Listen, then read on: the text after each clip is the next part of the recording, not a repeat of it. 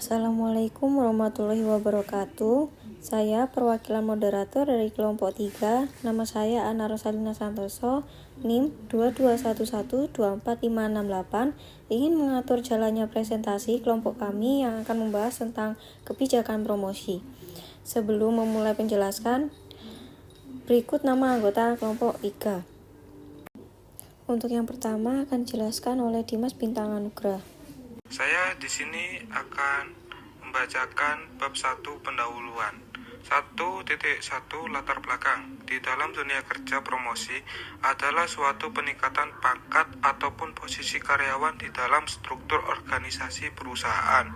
Sedangkan dalam dunia pemasaran, promosi adalah suatu kegiatan yang dilakukan agar bisa meningkatkan perkembangan sesuatu, baik itu merek, produk, ataupun perusahaan itu sendiri.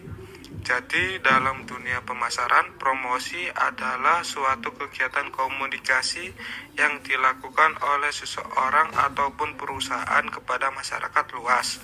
Tujuannya adalah untuk memperkenalkan produk kepada masyarakat dan mempengaruhi mereka untuk membeli dan menggunakan produk tersebut. Kegiatan ini umumnya akan menggabungkan beberapa bentuk promosi seperti iklan, diskon, ataupun kaos bermerek perusahaan. Strategi promosi merupakan kegiatan yang direncanakan dengan maksud membujuk, merangsang konsumen agar mau membeli produk perusahaan sehingga tujuan untuk meningkatkan penjualan diharapkan dapat tercapai. Agar kita bisa lebih memahami pengertian promosi, maka kita bisa merujuk beberapa pendapat para ahli terkait pengertian promosi. A. Harper Boyd menjelaskan bahwa promosi adalah suatu upaya dalam membujuk orang untuk menerima produk, konsep, ataupun gagasan. B. Basu Swasta Damesta berpendapat bahwa promosi dilakukan secara satu arah yang dibuat guna mempengaruhi pihak lain agar bisa menciptakan pertukaran di dalam pemasaran. C. Louis Bonnie dan David. Promosi adalah upaya untuk membujuk, memberikan informasi, dan mempengaruhi keputusan pembelian. D. Fandi Ciptono. Promosi adalah satu bentuk komunikasi pemasaran yang dilakukan untuk menyebarkan informasi, mempengaruhi, membujuk, atau meningkatkan pasar sasaran atas perusahaan dan juga produknya agar masyarakat bisa menerima. E. Hidroyo Gito Sudarmo menjelaskan bahwa promosi adalah suatu kegiatan yang dilakukan untuk mempengaruhi calon konsumen agar mereka bisa mengenal produk yang ditawarkan oleh perusahaan pada mereka dan lalu mereka senang dan mau membeli produk tersebut. Untuk yang selanjutnya akan dijelaskan oleh Aulia Bayu Ulil Fariska. Saya Aulia akan menjelaskan tentang pengertian promosi. Promosi merupakan suatu kegiatan yang berupaya memberitahu pasar sasaran tentang produk yang tepat. Promosi meliputi penjualan tatap muka atau personal selling, penjualan massal atau mass selling, dan promosi penjualan atau sales promotion. Para pemasar ini melakukan promosi karena sejumlah alasan, antara lain yang pertama yaitu menyediakan informasi, baik pembeli dan penjual mendapatkan manfaat dari fungsi informasional yang sanggup dilakukan oleh promosi. 2. Merangsang permintaan. Salah satu tujuan yang paling jelas dan langsung dari promosi adalah merangsang permintaan. Para pasar menginginkan konsumen membeli produk mereka, dan mereka menggunakan promosi untuk membuat konsumen memikirkan tindakan seperti itu. Yang ketiga, membedakan produk. Banyak organisasi mencoba membedakan mereka dan produknya melalui penggunaan promosi.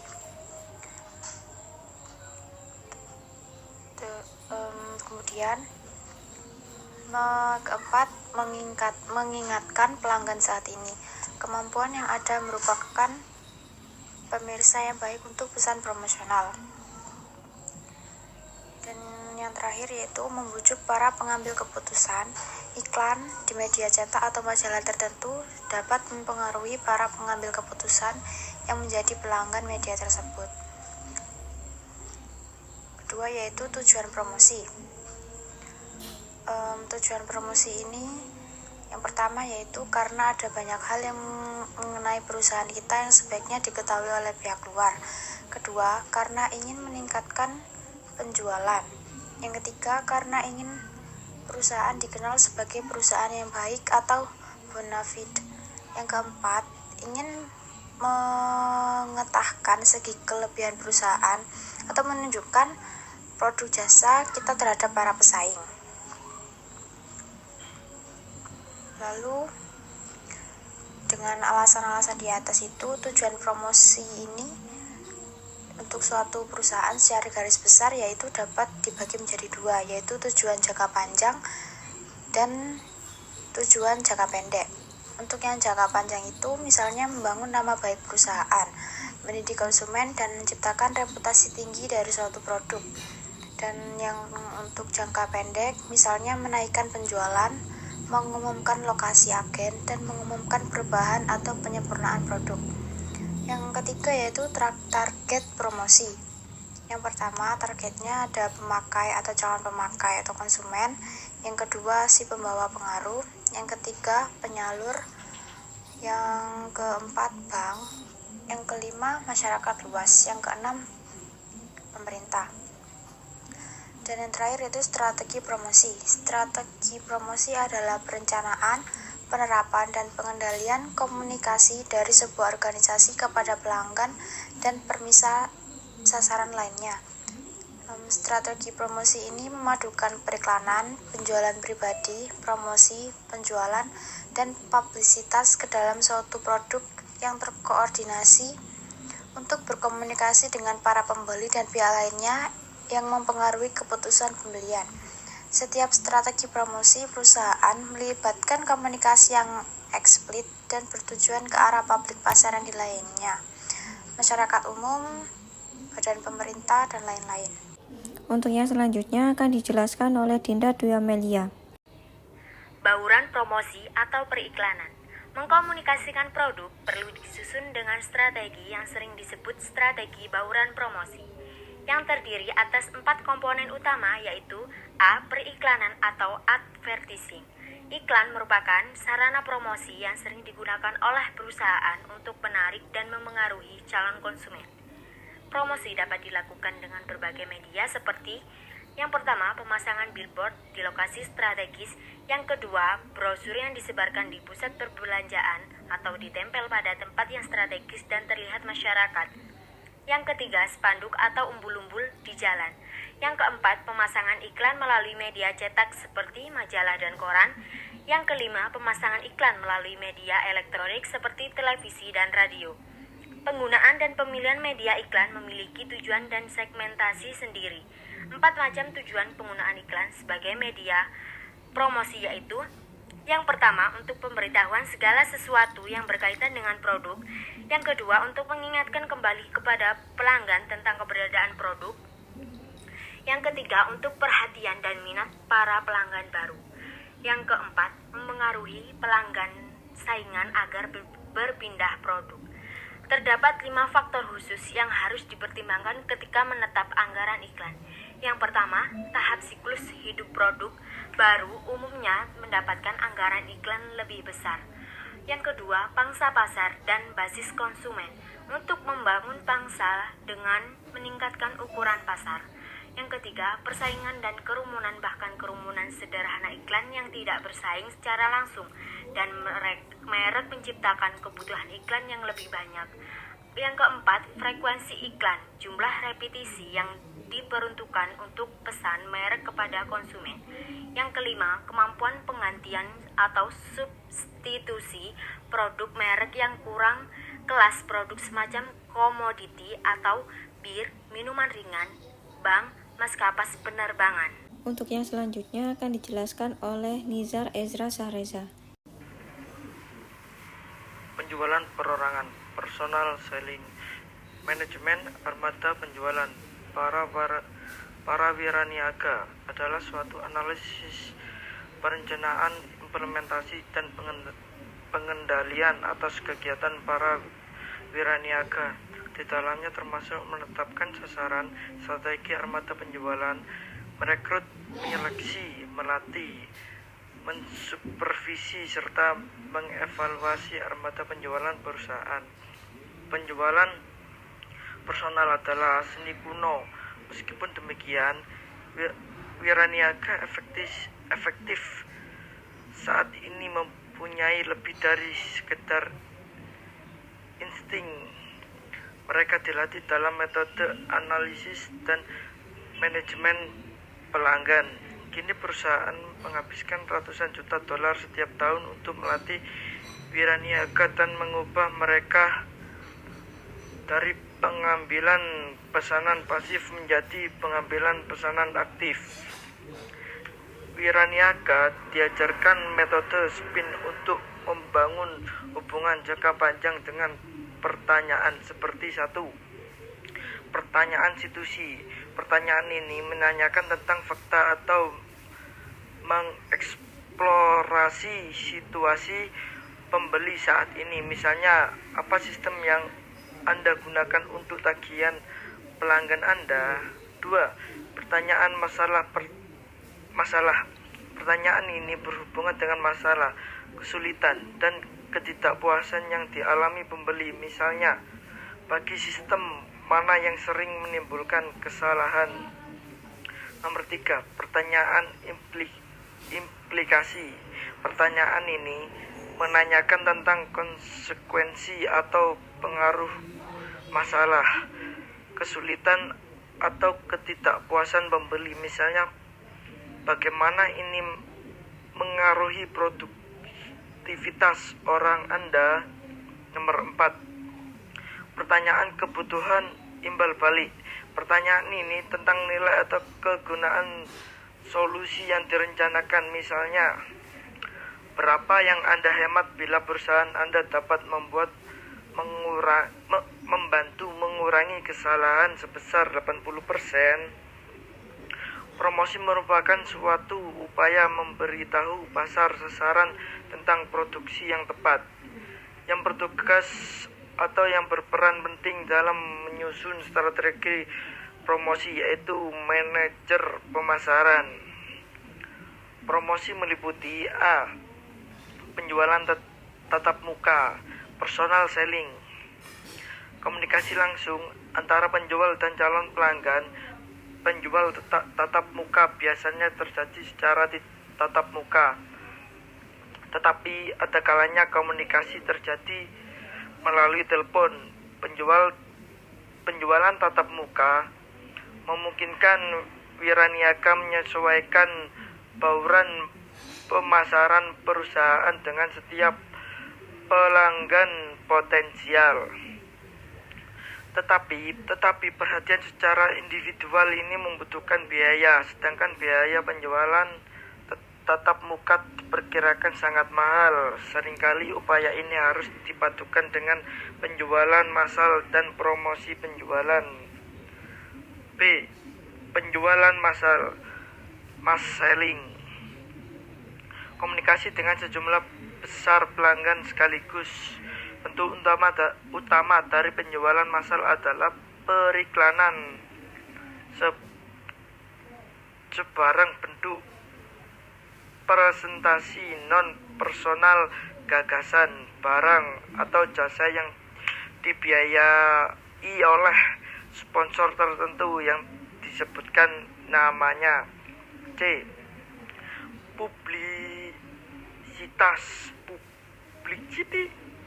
Bentuk presentasi non-personal, gagasan, barang, atau jasa yang tak dibayar merupakan bentuk penting lain dari penjualan massal. D. Promosi penjualan, sales promotion. Mengacu pada kegiatan-kegiatan promosi selain periklanan, publisitas, dan penjualan tatap muka yang merangsang minat, keinginan mencoba, atau pembelian pelanggan akhir atau pihak lain di saluran distribusi. Ini dapat meliputi penggunaan kupon promosi di tempat pembelian, point of purchase atau POP, contoh sampel, papan nama toko, katalog, dan sirkuler. Yang selanjutnya akan dijelaskan oleh Adelia Mita. Yang selanjutnya yaitu periklanan. Periklanan ini adalah alat pemasaran yang digunakan oleh merek untuk mempromosikan produk atau layanan mereka kepada calon penggunanya. Adapun tujuan dari periklanan ini yang pertama yaitu membuat pelanggan mengetahui produk atau layanan. Yang kedua, meyakinkan pelanggan bahwa produk atau layanan perusahaan tepat untuk kebutuhan mereka. Yang ketiga, yakni menciptakan keinginan untuk produk atau layanan. Keempat, meningkatkan citra perusahaan. Yang kelima, mengumumkan produk atau layanan baru. Yang keenam, memperkuat pesan staf penjualan. Yang terakhir ada membuat pelanggan mengambil langkah berikutnya seperti meminta informasi lebih lanjut, meminta sampel, memesan, dan lain sebagainya. Yang selanjutnya ada karakteristik periklanan. Yang pertama yaitu bentuk berbayar. Periklanan mengharuskan pengiklan atau yang biasa disebut sebagai sponsor untuk membuat pesan iklan, untuk membeli slot media iklan, dan untuk memantau upaya periklanan. Yang kedua ada alat untuk promosi. Periklanan ini adalah elemen dari bauran promosi suatu perusahaan. Yang ketiga, komunikasi satu arah. Periklanan adalah komunikasi satu arah di mana merek perusahaan berkomunikasi dengan pelanggan melalui media yang berbeda. Keempat, pribadi atau non-pribadi. Iklan ini dapat bersifat non-pribadi seperti dalam kasus TV, radio, atau iklan surat kabar, atau sangat pribadi seperti dalam kasus media sosial dan iklan berbasis cookie lainnya. Yang selanjutnya ada jenis periklanan. Jenis periklanan ini dibagi menjadi 3, yakni yang pertama iklan baris atas mencakup aktivitas yang sebagian besar tidak ditargetkan dan memiliki jangkauan yang luas. Contoh iklan baris ini atas adalah iklan TV, radio, dan surat kabar. Yang kedua ada iklan baris di bawah mencakup aktivitas yang berfokus pada konversi yang diarahkan ke kelompok sasaran tertentu. Contoh iklan di bawah garis ini adalah baliho, sponsor, iklan di dalam toko, dan lain sebagainya. Yang ketiga, melalui iklan baris termasuk aktivitas yang melibatkan penggunaan strategi iklan baris atas dan bawah secara bersamaan. Hal ini diarahkan untuk membangun merek dan konversi dan memanfaatkan strategi periklanan yang ditargetkan atau dipersonalisasi. Contoh periklanan melalui baris adalah periklanan berbasis cookie, strategi pemasaran digital, dan lain-lain. Yang selanjutnya ada keuntungan menggunakan periklanan. Keuntungan menggunakan periklanan ini diantara lain, yang pertama, mengurangi biaya per unit, daya tarik iklan yang luas meningkatkan permintaan akan produk yang menguntungkan organisasi karena memanfaatkan skala ekonomi. Yang kedua, membantu dalam membangun merek. Iklan bekerja secara efektif dalam membangun merek yang mengiklankan lebih disukai daripada yang tidak. Yang ketiga, membantu meluncurkan produk baru. Meluncurkan produk baru itu mudah bila didukung oleh iklan. Yang keempat, meningkatkan kepercayaan pelanggan yang ada pada merek. Iklan meningkatkan kepercayaan pelanggan yang ada pada merek karena mereka merasa bangga ketika mereka melihat iklan produk atau merek yang mereka gunakan. Yang kelima, membantu mengurangi perputaran pelanggan. Iklan strategis untuk penawaran baru dan layanan yang lebih baik membantu mengurangi perputaran pelanggan. Yang keenam, menarik pelanggan baru. Iklan yang menarik membantu merek dalam mendapatkan pelanggan baru dan mengembangkan bisnis. Yang ketujuh, mendidik pelanggan. Iklan menginformasikan kepada pelanggan tentang berbagai produk yang ada di pasar dan juga mendidik mereka tentang apa yang harus mereka cari dalam produk yang tepat. Adapun kekurangan dari periklanan. Yang pertama, meningkatkan biaya. Periklanan adalah pengeluaran untuk bisnis dan ditambahkan ke biaya produk. Biaya ini akhirnya ditanggung oleh konsumen akhir. Yang kedua, membingungkan pembeli. Terlalu banyak iklan dengan klaim serupa seringkali membingungkan pembeli tentang apa yang harus dibeli dan haruskah ia membeli produk tersebut atau tidak. Yang ketiga, terkadang menyesatkan. Beberapa iklan menggunakan strategi cerdas untuk menyesatkan pelanggan. Yang keempat, hanya untuk bisnis besar. Periklanan adalah urusan yang mahal dan hanya bisnis besar yang mampu membelinya. Hal ini membuat usaha kecil keluar dari persaingan dengan usaha besar yang menikmati monopoli di pasar. Kelima, mendorong penjualan produk inferior. Iklan yang efektif bahkan mengarah pada penjualan produk inferior yang tidak baik bagi konsumen. 2.4 Tujuan kebijakan promosi. A. Efektivitas iklan. Pada saat ini, pengertian efektif sering ditentukan dengan tepat guna. Suatu iklan dapat dikatakan efektif apabila tujuan dari periklanan tersebut dapat tercapai atau terlaksana. Lingga Purnama 2001.159 menyatakan bahwa tujuan dari pembuatan iklan harus dapat menginformasikan, membujuk dan mengingatkan pembeli tentang produk yang ditawarkan oleh perusahaan melalui media iklan tersebut. Agar berguna bagi perusahaan dalam pelaksanaan fungsi-fungsi pemasaran, maka suatu periklanan harus fleksibel, stabil, berkesinambungan dan sederhana, serta mudah untuk dipahami. Hal ini memerlukan analisis, peramalan, dan pengembangan usaha periklanan dengan mempertimbangkan segala sesuatu. Pembuatan iklan sebagai proses yang berkesinambungan. Kegiatan iklan harus dievaluasi untuk mengetahui apakah jelas, mudah dipahami, dan akurat, dan tepat pada sasarannya. Berbagai keputusan dan kegiatan perusahaan hanya efektif bila didasarkan atas informasi yang tepat. Periklanan juga perlu memperhatikan prinsip-prinsip kelengkapan, kepaduan, dan konsistensi. Efektivitas biaya menyangkut masalah waktu, usaha, dan aliran emosional dari pencapaian iklan tersebut. Kemudian periklanan juga harus memperhatikan aspek tanggung jawab atas pelaksanaan iklan tersebut dan tanggung jawab atas implementasi kegiatan periklanan tersebut, sehingga segala kegiatan periklanan yang telah dilakukan akan tepat waktu sesuai dengan yang direncanakan.